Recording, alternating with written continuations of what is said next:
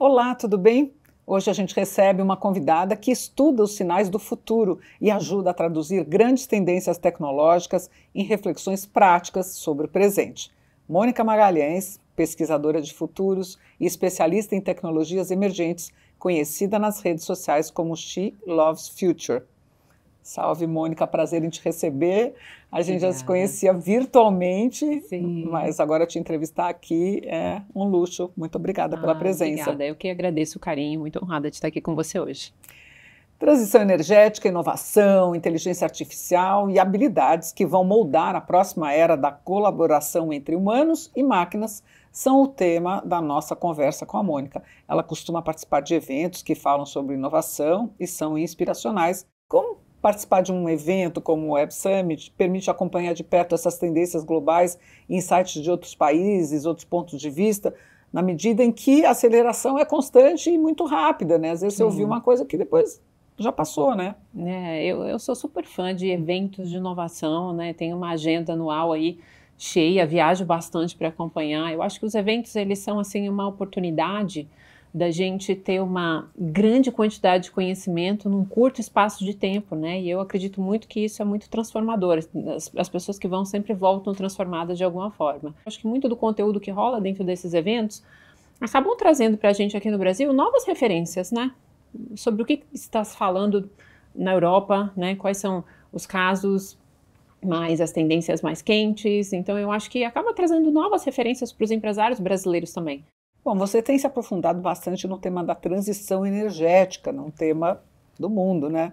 Reunindo dados globais e dados brasileiros. O que esse processo representa hoje em termos de impacto ambiental e transformação social? Mônica, quais são os principais desafios e oportunidades também que o Brasil tem nesse campo? A transição energética se tornou um pilar extremamente importante e relevante por conta da emergência climática. Então, 70% do problema da emergência climática, que é o caos ambiental que a gente tem, né, as tempestades, secas, alagamentos, enfim, derretimento das geleiras, tudo isso está ali nesse guarda-chuva do problema dos gases, né, do efeito estufa. E aí 70% da produção desses gases, ela vem de combustíveis fósseis. Então a transição energética ela é quase 100% necessária para que a gente possa resolver o problema da emergência climática. Então são duas coisas diferentes, mas elas estão muito relacionadas.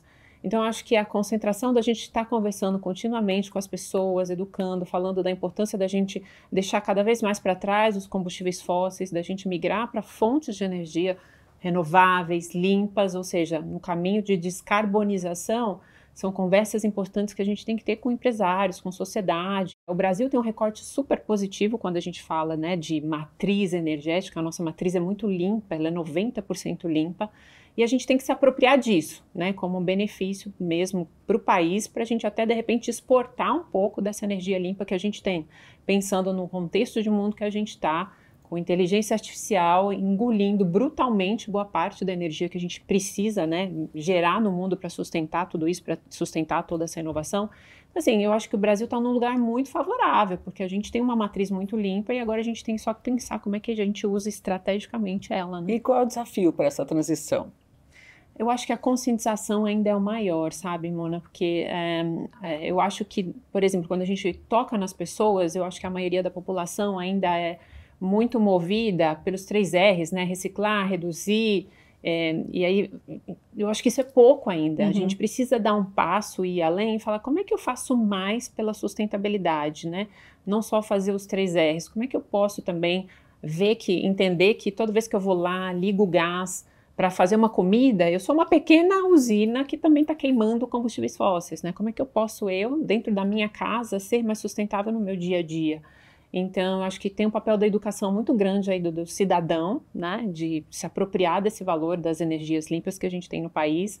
E eu acho que ainda para as empresas também tem muito a ser feito ainda também dessa conscientização da sua própria pegada de carbono, se conscientizar de como é que eu posso também mudar o meu mindset de investidor e acreditar que aquilo é estrategicamente importante e relevante para a minha marca, para o meu branding, que não é um custo a mais, que aquilo não é desinvestimento, pelo contrário, que hoje a sociedade em geral vê valor na sustentabilidade. Então, existe uma mudança até de um mindset do passado, um mindset resistente, de achar que sustentabilidade é um negócio caro, de achar que isso é um papel do governo, dos governos, que não é um papel meu, cidadão, não é um papel meu, da empresa. Então, a gente está num momento ainda de transição até de construção de pensamento, de forma de pensar e ver isso estrategicamente. Uhum.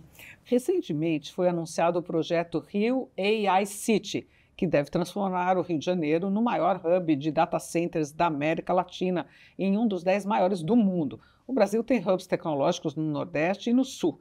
Você acredita, Mônica, que emplaca mesmo no Rio de Janeiro ou é um wishful thinking, né? E se sim, qual a importância desse movimento para a inovação brasileira? E muito legal, achei que cruza um pouco com isso que a gente está conversando, de perceberem que a gente tem uma matriz energética limpa, imensa, e que a gente precisa se apropriar disso como um valor, né? Eu acho que a gente vai agir errado se a gente achar que a gente está super confortável, porque a gente tem um benefício muito maior do que o dos europeus, que não tem essa quantidade de água que a gente tem hoje.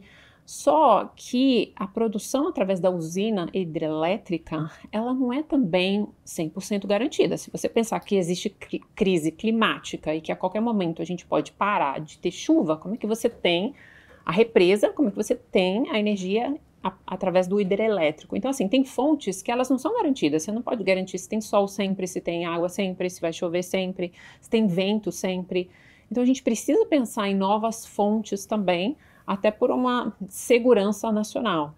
Mas eu acho que o Rio de Janeiro, assim como o Brasil, né, o Brasil também lançou esse projeto agora recentemente, o governo nacional, de projeto dos data centers do Brasil, para que a gente possa usar de forma inteligente toda essa nossa energia limpa, até para, de repente, vender isso para exportar isso para outros países, né, ter uma relevância estratégica de negócio federal. Seria uma concentração de data centers, é isso? Eles vão, na verdade, usar o Parque Olímpico, que eu acho ótimo, porque acabou ficando uma área lá que não ficou muito útil, né, então acho que vai dar um destino tecnológico e é uma coisa relevante para o país, acho que é um tema super importante, coloca a gente talvez ali, né, na fronteira também, também somos inovadores, também estamos pensando em inteligência artificial e acho que isso já é um sinal, entendeu? Por mais que não tenha um plano e um projeto detalhado dizendo como nós vamos fazer e principalmente dizendo qual é a energia que a gente vai usar, né, porque 3 gigawatts de energia é muita energia para um data center, né? Se a gente pensar que Itaipu produz 14 gigawatts, nós estamos falando de quase 20% para um data center no Rio de Janeiro para abastecer, enfim, iniciativa privada e tantas outras coisas. Então a gente precisa saber qual é a fonte dessa energia e garantir que essa energia realmente vai ser limpa, né? Que a gente vai ter 0 pegada de carbono.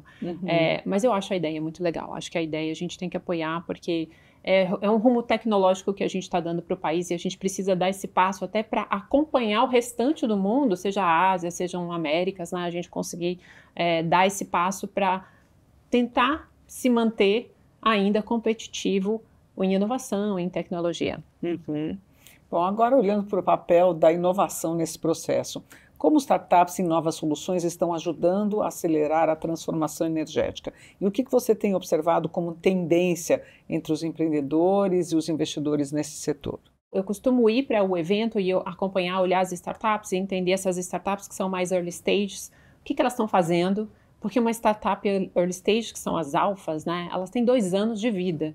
2 anos de vida é uma ideia disruptiva. Uma startup que está em estágio growth, ela é uma startup de 10 anos de vida, então já não é uma solução tão disruptiva. Então eu vou para o evento, vou para essas startups early stage, que são as novas, para tentar ver o que elas estão, né, o que é realmente ali que está num momento mais emergente como solução. E nesse recorte de sustentabilidade é total energias limpas, né? Então foco em soluções, em jornadas, em melhorar alguma coisa na experiência dessas energias limpas. E eu acho isso super bom porque eu vejo que esses empreendedores todos, que são jovens, bem mais jovens, talvez de uma geração mais jovem, eles veem um valor muito forte em empreender em sustentabilidade, em empreender em energia verde. E eu acho que isso conecta com os investidores da nova geração também, que estão ali investindo nessas novas startups, né? Então, o que a gente tem é realmente um gap e um vale muito grande entre os empreendedores de uma startup de 10 anos e os novos empreendedores que estão nesse outro mindset, procurando realmente quem quer investir em impacto, em soluções que realmente melhoram o planeta. Você pesquisa as chamadas tecnologias emergentes, né? Vamos dar um panorama, começando pela inteligência artificial, Mônica. Como você vê a evolução da IA e o impacto que ela já está gerando nas nossas rotinas, no trabalho, nas decisões estratégicas? Eu não entendo AI como uma tecnologia. Para mim, a gente está falando de um momento na sociedade de ruptura mesmo, né? Como foi em 1800, quando a gente descobriu a energia e a energia se tornou mainstream, todas as empresas, enfim, a máquina o a comércio, vapor. 1980, a internet, a gente teve momentos na história em que a evolução ela foi avassaladora. Uhum. E aí eu acredito que a gente está vivendo esse momento na sociedade hoje, porque assim como foi a energia elétrica, assim como foi o computador, assim como foi a internet, foram inovações que elas foram transversais em todas as indústrias. Uhum. Então ninguém fica de fora, né? Então é um movimento que ele muda, transforma a vida das pessoas, da sociedade, todos os negócios. E se a gente começar a olhar para trás, historicamente falando, a gente percebe que todas essas inovações que foram transversais, elas explodiram depois de um certo momento, né? A economia global, ela cresceu absurdamente. Então, quem surfou essa onda participou de um crescimento econômico absurdo. Então, para mim, a gente vive hoje um momento onde inteligência artificial não é uma tecnologia que a gente tem que tratar, vamos implementar isso? Não. Eu acho que é muito mais sobre a gente entender o impacto que isso tem nos negócios, nas empresas e profissionalmente, em cada um, na sua profissão, na minha profissão, qual o impacto que isso tem. Porque quem não entrar nesse negócio é como pensar no passado e falar, não vou usar a luz elétrica, vou ficar aqui resistindo com o meu lampião. Né? Então eu acho que inteligência artificial tem essa dimensão, né? Por isso que é importante, é relevante, e a gente faz esse papel de falar sempre e ser educativo, porque é um momento que a gente tem que levar todas as pessoas junto com a gente para que ninguém fique para trás. Bom, e nas outras frentes? Web3, computação quântica, biotecnologia, quais dessas tecnologias você acredita que estão mais perto de transformar de fato o nosso cotidiano? É muito interessante porque, assim, o Web3 é uma tecnologia que eu sou apaixonada, porque eu também consigo ver o potencial de impacto que isso tem, né? Eu vejo que toda a tecnologia que ela é descentralizada, ela favorece a população, ela favorece o B2C, ela é uma inovação que ela vai empoderar não as empresas, mas a sociedade. Então, o Web3 tem um potencial de ser uma solução, uma inovação super descentralizada e isso empodera as pessoas. Então, assim, eu gosto muito de Web3. Mas é verdade também que todo o dinheiro dos projetos de Web3 foi para os projetos de AI nos últimos 2 anos. Então, acho que é o momento dessa tecnologia. Agora, por exemplo, nos eventos de inovação da Ásia, está se falando muito de quantum, de biotecnologia, não se fala tanto de inteligência artificial como a gente vê na Europa, nos Estados Unidos falando, né? E aí é muito interessante, quando eu penso nessa tecnologia, eu acho que a hora que a gente passar esse boom de inteligência artificial que a gente está vivendo agora, a gente trazendo um recorte até do momento que a gente está no tempo dessa tecnologia especificamente, AI. Ano passado a gente estava num momento muito de falar dos agentes de AI, como eles iam impactar as profissões, as tarefas repetidas, como é que a gente ia automatizar boa parte das tarefas. Isso daí foi um corte de 2024. A gente vem para 2025, esses agentes chegaram nas operações e muito do que a gente tem visto nesses eventos é o resultado desses agentes de AI na operação, né? Como é que está melhorando de fato a experiência de consumo, o trabalho, otimizando a produtividade. Esses basicamente eram os temas quando a gente fala de inteligência artificial nos eventos desse ano. Daqui para frente, 2025, qual que é a perspectiva de futuro, aí falando de futurismo? É essa AI mais física, né? Ela deixar de ser software, deixar de ser um pouco aplicativo, deixar de ser um pouco essa ferramenta de produtividade e passar a ser mais dispositivos, sensores que estão ali nas casas, nos carros, que monitoram saúde, que de fato trazem algum benefício para o ser humano. E se fala muito já na Ásia de robôs, né? Hoje em dia lá já é muito comum. Hoje a gente já tem robôs na Ásia a preço de um computador, de um notebook. Então, essa inteligência artificial mais física é o que a gente deve começar a ver nos próximos anos. Porém, a Ásia já está mais focada em quantum, que é essa tecnologia, esse tipo de processamento que ele é muito potente, altamente capaz de guardar uma quantidade de informação e processar uma quantidade de informação gigantesca. E acho que os dois grandes beneficiários dessa tecnologia, né, se a gente puder dar duas características de dois players que vão se beneficiar muito com quantum computing, com esses computadores de uma alta capacidade, primeiro são os governos, que estão investindo muito, porque eles realmente entendem que essa tecnologia ela não só vai dar um potencial para o próprio governo de administrar a soberania nacional, mas eles se preocupam como que eles vão combater os terroristas tecnológicos que podem existir e, de repente, fazerem ataques às coisas públicas, né, sistemas de abastecimento de água, energia elétrica, mobilidade urbana. Então, os governos estão investindo muito nessa pesquisa, mas as indústrias farmacêuticas também. Porque aí essa combinação de computadores quantum super capazes, super potentes, com uma biotecnologia, pode levar realmente a gente a um conhecimento da natureza humana tão profundo que já se fala na cura de 100% das doenças. E aí nós estamos falando de 5 a 10 anos. Nossa, né? que coisa Incrível. É um período muito curto. Então, hoje, quando a gente fala de Ásia, os investimentos eles estão muito mais concentrados em quantum e biotecnologia, porque realmente é a soma das duas coisas, do que inteligência artificial, que talvez já tenha uma perspectiva de futuro, mais ou menos a gente já sabe até onde a gente vai chegar, que são talvez esses robôs, esses humanoides, esses sensores trabalhando ali, convivendo junto com a sociedade, junto com o ser humano. Então a gente já tem essa perspectiva. Acho que os investimentos agora estão muito mais em quantum, porque isso ainda é um universo inexplorado, né? A gente tem muito ainda a descobrir. Uhum.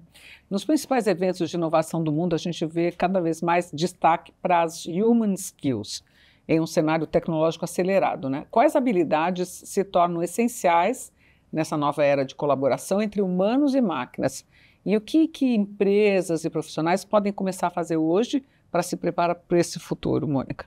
Pois é, Mona, essa história assim, ela é desse tamanho, né? Quando a gente vai falar de futuro do trabalho, do impacto da tecnologia no humano, eu acho que eu costumo sempre falar que, assim, às vezes as empresas ficam na conversa do tipo do trabalho, se é híbrido, se ele é remoto, e essa é uma discussão desse tamanho, perto do tamanho da mudança que a gente tem. Então, a gente poderia falar horas sobre esse futuro de trabalho, impacto, skills e tal. Mas eu percebo que tem duas grandes barreiras que a gente precisa quebrar, né? A primeira delas, eu acho que principalmente uma questão geracional minha, né, talvez sua, a gente vem de uma geração em que a gente só se relacionava com gente, com pessoas, com seres humanos. Uhum. E o que a gente vê de perspectiva de futuro, até pensando em skill digital, habilidades digitais, é que a gente precisa aprender a se relacionar com coisas que não são vivas. Como eu falei, os humanoides, os assistentes, os agentes, né? Ou seja, no Japão, por exemplo, essas AI companions, né? As companhias, esses robôs de companhia, eles já são muito comuns há anos. Robôs, bonecos. Para uma sociedade que envelhece muito, que a população acaba diminuindo, eles já têm essa coisa de se relacionar com coisas que não são vivas. Mas a gente ainda tem barreiras geracionais que, de repente, poxa, não se engajam tanto com esses agentes dessa forma, porque eu falo que hoje a inteligência artificial ela está cada vez mais se cruzando com a gente, se fundindo, e que daqui a pouco talvez não faça o menor sentido a gente saber o que é vivo, o que não é, o que é AI, vai ser uma sociedade meio híbrida mesmo no futuro. É que nem no começo da internet que a gente ficava, eu pessoalmente que acompanhei, fazendo pesquisa de quanto que ia uploadar um vídeo, downloadar. Hoje em dia todo mundo uploada, downloada pelo celular, você nem se preocupa, né, como é que isso é feito, né? Então quando a gente percebe essa sociedade do futuro, ela é híbrida, entendeu? Mas isso pede uma skill, uma habilidade que a gente realmente quebrasse as barreiras de que eu só me relaciono com coisas humanas. A gente acabou de ver que os assistentes, os agentes de AI, os assistentes de AI, o uso número 1 no mundo é terapia. É terapia. Eu vi isso hoje, né? Incrível, né? E aí ainda existem pessoas que na hora que você vai falar, poxa, eu faço terapia com inteligência artificial, aí de repente alguém torce o nariz, faz um julgamento. Então, assim, eu acho que a gente não tem, né? A gente tem que quebrar essas barreiras, né? Os agentes dão muito respostas prontas. e ajuda muito. Uhum. Por outro lado, esses agentes, eles não são vivos, então eles não têm histórias para contar. O ser humano tem histórias para contar, né? Então, acho que uma das coisas muito legais que vai nos diferenciar é realmente a nossa habilidade de contar histórias. Mas nem todo mundo tem essa habilidade de contar histórias, ela é super rara, e você saber colocar ali, naquele momento certo, uma história da sua vida pessoal e saber contextualizar aquilo para agregar valor, seja na hora que você está numa conversa, num relacionamento, numa entrevista, na hora de criar um produto, na hora de vender o seu serviço. Então, eu vejo que isso vai nos diferenciar demais no mercado, a habilidade do ser humano de realmente saber contar histórias suas, né, da sua vida pessoal, num contexto onde a informação geral ela vai estar extremamente padronizada, porque todo mundo está bebendo da mesma fonte. Bacana. Bom, olhando para o Brasil de uma forma mais ampla, o país tem capacidade de liderar ou influenciar discussões globais sobre inovação, energia e tecnologia? O que a gente já faz bem e o que ainda precisa, o que falta evoluir para a gente se tornar uma referência nesse campo? Eu acho que, assim, o brasileiro, e eu acho até a característica do brasileiro, do país, né, o que a gente tem de bom, e falando em contar histórias, nós somos ótimos, né, o nosso potencial criativo é gigantesco. Então, quando a gente vai para essas comunidades, principalmente, a gente vê o potencial de inovação, porque na escassez eles conseguem criar muita solução para a vida e para o dia a dia. Então, a criatividade ela é natural do brasileiro, né? A gente é um país muito inovador. Falta realmente investimento, né? Falta realmente a gente ter esse olhar para como que a gente pode pegar todo esse nosso potencial criativo e criar algo mais sólido, que a gente possa não só gerar mais emprego, que a gente possa não só se tornar referência em boa parte dessas inovações, mas até exportar e ser referência, né, para o mundo, de muito do que a gente, enfim, tem o potencial de criar aqui. Então, eu acredito muito no potencial de inovação do brasileiro. Mônica, eu não podia te deixar ir embora depois dessa entrevista sem você nos contar como é que, o que você estudou, porque eu vi você falando o tempo todo, e claro, eu já disse aqui no início que você é uma futurista, estuda tecnologias emergentes, você já está sempre alguns passos à frente de todos nós, mas o que é preciso estudar para ter todo o seu conhecimento? Eu acho que é interessante, porque teve um momento, óbvio, eu tenho uma carreira toda que foi pautada muito em tecnologia, então eu me interesso pelo tema e é natural para mim gostar e querer me aprofundar mais e estudar sobre isso. Eu tenho prazer realmente em estudar tecnologias, mas eu tenho visto que, em primeiro lugar, energia, por exemplo, era uma coisa que não fazia parte da minha pauta até 2 anos atrás. E aí, de repente, eu percebi que uma das transições da energia é que a energia está deixando cada vez mais de ser commodity e está se tornando tecnologia.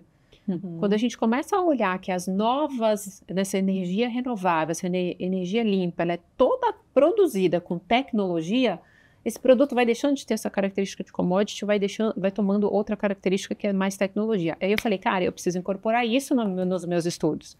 Então, assim, a gente está num mundo em transformação que realmente talvez eu estou num lugar que absorver isso, né, tá acompanhando essas tecnologias, é um potencial muito grande, né? Eu acho que para todas as profissões, não só para mim. Mas eu estudei muito inovação e quando você estuda a inovação te dá uma perspectiva de tudo que está acontecendo hoje, né? Você começa a perceber melhor as fricções, você começa a perceber a mudança das gerações e que cada uma consegue desejar algo diferente e a gente precisa estar sempre inovando para atender o desejo dessas novas experiências, dessas novas gerações. Então, assim, quando eu estudei inovação, eu acho que me deu uma perspectiva que eu chamo que é de H1, né? Que é desse horizonte mais perto, né? Ou seja, aquilo que a gente já está vivendo.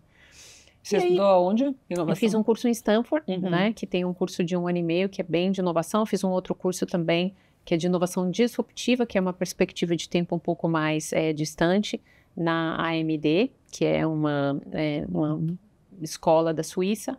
E aí, o que mudou, eu acho que foi ter feito escola de futurismo no Vale do Silício, Institute for the Future, porque aí me deu uma perspectiva de H2 e H3, de um horizonte de inovação um pouco maior. Então, acho que essas 3 coisas se juntaram, sabe?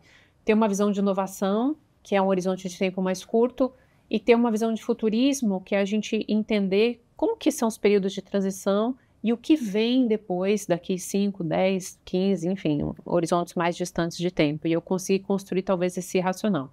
Mas mais do que nunca, eu acho que cada vez menos é a gente olhar essas inovações todas que a gente tem, das parafernálias tecnológicas, e comentar e falar sobre isso, porque isso está disponível em todos os lugares, tem muita gente falando sobre tecnologia, olhar todos esses equipamentos que a gente tem aqui, e fazer review, e entender como eles funcionam, e comentar sobre isso. Acho que isso já tem muita informação, mas o que tem pouco? Tem poucas pessoas que conseguem perceber o impacto humano, o impacto no comportamento, o impacto na sociedade. Então, eu acho que os meus estudos da tecnologia, eles não são sobre a tecnologia em si, mas toda vez que eu vejo uma transformação grande, eu penso, qual é o impacto social que isso tem? Qual é o impacto no comportamento das pessoas que isso tem? E falar nisso, comportamento humano, as pessoas ficam extremamente assustadas com essa aceleração digital e com a evolução da tecnologia. E por quê? Elas imaginam que elas vão perder seus empregos, que daqui a pouco ninguém tem mais função, para que serve, tem o carro autômato, não precisa de gente, o elevador já não tem mais o ascensorista, o zelador não tem mais, o prédio já não tem mais zelador e tal. O que você diria para essas pessoas que têm esse medo? Qual é a perspectiva de futuro do trabalho diante desse cenário que a gente está vivendo? Nossa, você sabe que assim, essa é uma pergunta muito legal, né? Porque eu sempre que falo de futuro do trabalho, acho que essa é uma conversa que a gente tem que às vezes assusta, que a gente, né, causa ansiedade nas pessoas, algumas ficam até, né, saúde mental comprometida, então a gente tem que ser muito responsável quando a gente traz esses assuntos dessas tecnologias emergentes todas. Mas eu acho que uma fala acolhedora nesse momento, assim, quando a gente olha para a história, porque para a gente estudar futuro, você sempre tem que olhar para trás e ver, obviamente, a sociedade fez várias transições, não é a primeira vez que a gente faz transição de energia diferente, né? A gente já fez do fogo para o carvão, do carvão para o petróleo, do petróleo agora a gente está indo para energias descarbonizadas. A sociedade em geral já fez várias transições ao longo da história. E, obviamente, as pessoas se recolocaram de alguma forma, né? A sociedade conseguiu construir o progresso necessário no momento. Então, se a gente ficar simplesmente olhando o futuro, sem pensar que a gente vai construir o progresso, causa esse pânico, porque você não está visualizando o progresso. A partir do momento que você olha para o passado e você fala, a gente construiu o progresso no momento necessário. Então, a gente tem uma experiência, uma bagagem, para saber que, ok, as coisas elas vão acontecer e a gente, no momento certo, como sociedade, a gente vai conseguir construir as soluções necessárias para os desafios que a gente tem. Eu sempre falo assim, o meu pai foi torneiro mecânico e ele perdeu o trabalho dele em 1980 para automação. A minha mãe, ela foi funcionária pública e ela era arquivista de papel e ela perdeu também lá em 1980 o emprego dela para os computadores. E eu fiquei em casa com meu pai e com a minha mãe, sem empregos, porque a gente viveu num momento de transição, quando os computadores chegaram, quando a automação chegou. Mas no final deu tudo certo. Meu pai se recolocou, minha mãe se recolocou em outros empregos, e no entanto a gente está aqui como sociedade. Então é interessante a gente olhar para a história porque ela conta sempre com positividade, né? Para a gente não ficar também carregada de pessimismo, que eu acho que isso que é uma visão ruim. Legal. Bom, muito obrigada, Mônica, pela sua participação, Obrigada. pela conversa, pelos dados, pelas provocações que você trouxe aqui hoje para a gente. Eu sou Mona Dorf, diretora adjunta de redes sociais da Febraban, e conversei com a Mônica Magalhães, pesquisadora de futuros e especialista em tecnologias emergentes nas redes sociais. She Loves Future, é a @ dela. E para você que nos acompanha sempre, o meu maior obrigado. Continue ligado nas nossas redes, nos nossos canais digitais, para ouvir nossos podcasts, onde a gente segue discutindo os grandes temas que conectam inovação, sustentabilidade, comportamento e futuro. Até a próxima!